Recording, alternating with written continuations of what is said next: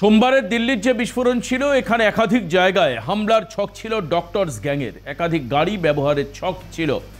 লালকেল্লায় বিস্ফোরণের পর সামনে আসছে নতুন তথ্য। উমর এবং মুজাম্মিলের ডায়েরিতেও এমনই তথ্যের ইঙ্গিত পাচ্ছেন তদন্তকারীরা, সূত্র মারফত খবর। একাধিক গাড়ি ব্যবহার করবার ছক ছিল। যেরকমভাবে আমরা লাল গাড়ি ইকোস্পোর্ট গতকাল ফরিদাবাদে উদ্ধার হতে দেখেছি, পাশাপাশি আমরা সাদা হুন্ডাই i20 গাড়িতে বিস্ফোরণ হতে দেখেছি লালকেল্লার মেট্রো গেট নম্বর 1-এর কাছে সিগন্যালে।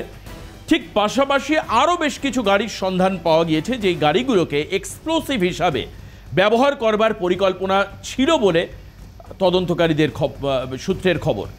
দিল্লি বিস্ফোরণ কাণ্ডে গুরুত্বপূর্ণ তথ্য উদ্ধার উমর এবং মুজাম্মিলের ডায়েরি। দুই চিকিৎসকের ডায়েরিতে নানান তথ্য পাওয়া যাচ্ছে বলে সূত্রের খবর। বিস্ফোরণের ইঙ্গিত পাওয়া গিয়েছে খতিয়ে দেখছেন দিল্লি পুলিশের তদন্তকারীরা।